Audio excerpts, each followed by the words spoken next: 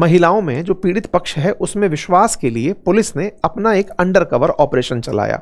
Police ने अपनी पूरी तरह से एक महिला कर्मचारियों की टीम बनाई और 40 दिन तक इस ऑफिस में अपने ही पुलिस कर्मचारियों को यहां पर स्टाफ बनाकर एंट्री करा दिया। यह बड़ा ही रोचक मामला रहा जब 40 दिन का एक ऑपरेशन चला जिसमें पुलिस ने अपनी महिला कर्मचारियों को ऑफिस के अंदर अलग अलग लेवल पर स्टाफ के अंदर सफाई कर्मचारी के पद पर एंट्री कराया। ये सफाई कर्मचारियों को क्योंकि कहीं पर भी एंट्री आसानी से मिल जाती है, इस तरह से पुलिस ने 40 दिन तक डिफरेंट फ्लोर्स पर अपने स्टाफ को तैनात किया, जो कि ऐसी जगहों पर जहां पर महिला और पुरुष एक साथ बैठे हैं, ऑफिस के अलावा वाली जगहों पर बैठे हैं, खाना खा रहे हैं, पार्टी हो रही है या ऑफिशियल मीटिंग्स हो रही हैं, वहां पर पुलिस ने जा करके इन संदिग्ध घटनाओं पर नजर बनाना शुरू किया। क्योंकि शिकायतकर्ताओं का आरोप था कि कुछ सीनियर ऑफिसर्स जो कि मुस्लिम हैं, उनके द्वारा हिंदू महिलाओं को जबरन काम के नाम पर प्रेशराइज करने का प्रयास किया जा रहा था। इतना ही नहीं, धर्म के नाम पर उनसे हिंदू धर्म की बुराई साझा की जा रही थी, उनके किसी काम के बिगड़ने पर उनके धर्म में कमियां बताई जा रही थी और उन्हें जबरन बरगलाकर सेक्सुअल संबंध बनाने के लिए, यौन संबंध बनाने के लिए उन्हें प्रेरित किया जा रहा था। कुछ इस तरह की घटनाओं को बिल्कुल पुलिस चाहती थी कि वो उन्हें वहीं से मौके से ही पकड़ करके लेकर आए। इसी को देखने के लिए पुलिस ने यौन उत्पीड़न, धर्म परिवर्तन के दबाव और एचआर की अनदेखी के सबूत जुटाने के लिए खुद एज एन अंडरकवर ऑपरेशन 40 दिन का ऑपरेशन चलाया। जब यह ऑपरेशन चला तो कई हाई प्रोफाइल गिरफ्तारियां होना शुरू हुई। इन्हीं गिरफ्तारियों के अंदर सीनियर एचआर मैनेजर समेत 7 लोगों की गिरफ्तारी हुई और इसमें प्रेम संबंध बनाकर धर्म परिवर्तन के लिए उकसाना, इस तरह के मामले बाहर निकल कर आए। यानी कि पुलिस ने इस पूरी गतिविधि को बड़े ही सीक्रेटिव तरीके से फरवरी 2026 से प्लान करना शुरू किया। आज 40 दिन बाद जब यह मामला बाहर निकल कर आया है तो एक बड़ी गिरफ्तारी के साथ में यह सारे देश के अंदर एक चर्चा का विषय बन गया है। यहां पर काफी सारे नैतिक सवाल खड़े होते हैं। जो महिलाएं इस पूरी घटना के अंदर पीड़ित हो रही थी, वो इतने दिनों से इस घटना को कहने से बच रही थी, लेकिन उनमें से कोई तो एक ऐसी समझदार सक्षम महिला रही होगी जिसने हिम्मत करके पुलिस तक यह सूचना पहुंचाई और पुलिस को अंडरकवर ऑपरेशन के लिए कन्विंस किया होगा। जो भी लोग रहे हों, उन सभी ने जिस भी तरह की हिम्मत दिखाई, ये निश्चित ही देश के लिए एक पथ प्रदर्शक का कार्य करेंगी। पुलिस के द्वारा इस गुप्त ऑपरेशन को चलाने का जो प्रयास था वो सफल रहा और अपने अपने स्तर पर भेष बदलकर लोगों को शामिल करके पुलिस के कर्मचारियों को अलग अलग स्तरों पर जो भेजा गया, ये अपने आप में चर्चा का विषय बना हुआ है। चर्चा निकल कर आती है कि यहां पर कुछ ऐसी शिकायतें महिला कर्मचारियों द्वारा एचआर से की जाती रही, लेकिन आरोप है कि एचआर खुद इन घटनाओं को इग्नोर करता जा रहा था। जब संदिग्ध लोगों के मोबाइलों को तलाशा गया तो वहां पर देखा गया कि कुछ धार्मिक पोशाकों की तस्वीर मिल रही हैं। पूरी तरह से ग्रूमिंग गैंग की तरह से ये लोग काम कर रहे हैं। अर्थात कुछ ऐसी महिलाओं को जो कि ऑफिस के अंदर नई ज्वाइन कर रही हैं, उनको यह देखा जाता था कि क्या ये किसी प्रकार से परेशान है, आर्थिक स्थिति खराब है, काम में इन्हें परेशानी आ रही है, तो उन्हें सीनियर्स के द्वारा बरगलाकर धर्मांतरण के लिए उकसाया जा रहा था। इस पूरी प्रक्रिया को पुलिस ने बकायदा एंड टू एंड नोट किया और 9 एफआईआर दर्ज की।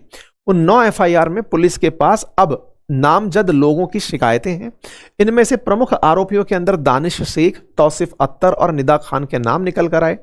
चर्चाओं में चीजें निकल कर आई कि यहां पर महिला कर्मचारियों को घूरने से लेकर अश्लील व्यवहार तक के तमाम मामले कई एफआईआर के अंदर इंडिविजुअली निकल कर आए। हर एफआईआर के अंदर लगभग एक जैसी कॉमन स्टोरी थी कि यहां पर धर्मांतरण को लेकर के या फिर धर्म के आधार पर टारगेट करने को लेकर विक्टिम बनाया जा रहा था। महिलाएं लगातार पीड़ित हो रही थी और पीड़ितों का फिर शोषण हो रहा था, उन्हें ब्लैकमेल किया जा रहा था। एक बार यौन संबंध किसी एक व्यक्ति के साथ स्थापित होने के बाद किसी अन्य व्यक्ति के साथ भी ब्लैकमेल करके यौन संबंध बनाने के लिए उकसाया जा रहा था। ये लगातार ऐसी घटनाएं हो रही थी जिसकी शिकायतें जुलाई से हो रही थी 2022 से। पुलिस के द्वारा फरवरी 2026 में इन शिकायतों को ध्यान में रखते हुए एक अंडरकवर ऑपरेशन चलाया गया और उस ऑपरेशन के बाद आज ये देश के अंदर नेशनल मीडिया के अंदर प्रमुख सुर्खी बना हुआ है। महिलाएं जो यहां पर बचकर निकली, उन्होंने अपनी आप बीती मीडिया को साझा की। यहां पर कई ऐसी बातें निकल कर आई कि यहां पर उन पुरुषों को जिनके कई परेशानियां चल रही हैं, मान लीजिए किसी की वाइफ कंसीव नहीं कर पा रही है, तो ऐसी ऐसी बातें निकल कर आई कि धर्म के नाम पर उन्हें भी बरगलाया जा रहा है कि तुम्हारे धर्म में खराबी है, तुम इस तरह से क्यों नहीं कर लेते। कुछ ऐसे शब्द जिनका बातें मैं बोल भी नहीं सकता, कुछ ऐसी चीजें निकलकर यहां पर निकलकर आई।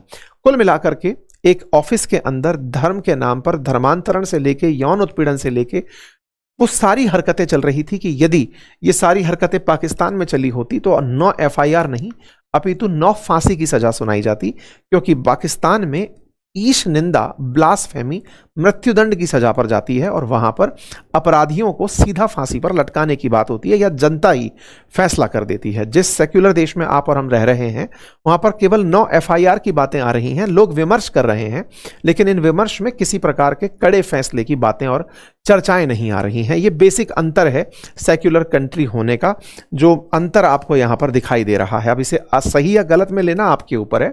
यहां ठीक है साहब, ये कुछ तस्वीरें हैं, इनके अंदर गिरफ्तार हुए लोगों के नाम आपके सामने हैं।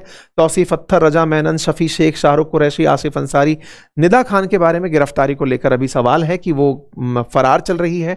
उसके घर वाले कह रहे हैं कि वो एचआर नहीं थी। उनके खिलाफ शिकायत करने वालों का कहना है कि निदा खान ही असली गुनहगार थी। इन्हीं को दबंग मैडम के नाम से जाना जाता था। यही सबसे पहले ग्रूमिंग गैंग के लिए लड़कियां ढूंढ कर लाती थी कि कौन सी लड़की है जो कमजोर है, जिसको कि बरगलाया जा सकता है। इस तरह के आरोप इनके ऊपर लगते जा रहे हैं। खैर, इन सबसे ऊपर एक नीतिगत प्रश्न निकल कर आया कि क्या इतने बड़े सिस्टम में सुनवाई का कोई सिस्टम नहीं था? क्या सुनवाई का सिस्टम होता है क्या बाय द वे? जी हां, होता है। और वो सिस्टम ही पॉश के नाम से जाना जाता है, यानी कि प्रिवेंशन ऑफ सेक्सुअल हरेसमेंट के नाम से हर सिस्टम में जहां पर महिलाएं काम करती हैं बड़े ऑफिसेज के अंदर, विशाखा गाइडलाइंस को ध्यान में रखते हुए पॉश की पालना करनी होती है। प्रिवेंशन ऑफ सेक्सुअल हरेसमेंट के नाम पर इंटरनल कमेटी बनानी होती है, जहां पर महिलाएं अपने साथ हुई अभद्रता का, अपने खिलाफ हुई अश्लीलता का विरोध व्यक्त कर सकती हैं, शिकायत कर सकती हैं, और वहां पे ना सुनवाई होने पर वो अगले कदम तक जा सकती हैं। आंकड़े खंगाले गए तो पता चला कि 78 ईमेल और चैट ऐसे थे जो अभी अंडर स्कैनर हैं। इसका मतलब यह है कि यहां पर टाटा कंसल्टेंसी सर्विसेज के अंदर कंप्लायंसेस प्रॉपर तरीके से शायद नहीं हो रहे थे, तभी महिलाओं के साथ ऐसी घटनाएं हुई हैं। इसका मतलब यह है कि हमारे देश के अंदर इन सब चीजों पर, कि महिलाओं के साथ जो भी कार्य क्षेत्र के अंदर दिक्कतें हो रही हैं, उनको रोकने के लिए जो कानून हैं उन्हें और सख्ती से बनाने की, ट्रांसपेरेंसी से बनाने की मांग उठ सकती है। सरकार से आवश्यकता है कि ये जो एक्ट्स हैं, पॉश एक्ट्स, इनकी पालना को बहुत ही सख्ती से लागू कराने का प्रयास किया जाए। कि जिस चैनल पर फिलहाल आप खबरें सुन रहे हैं, पढ़ रहे हैं, आपसे गुजारिश है कि इसे सब्सक्राइब करना ना भूलें, क्योंकि आप में से बहुत सारे साथियों ने इस चैनल को सब्सक्राइब नहीं किया हुआ है। आप सब्सक्राइब करते हैं तो हमारे साथ आपका जुड़ाव हमारे लिए एक ताकत के रूप में दिखाई पड़ता है।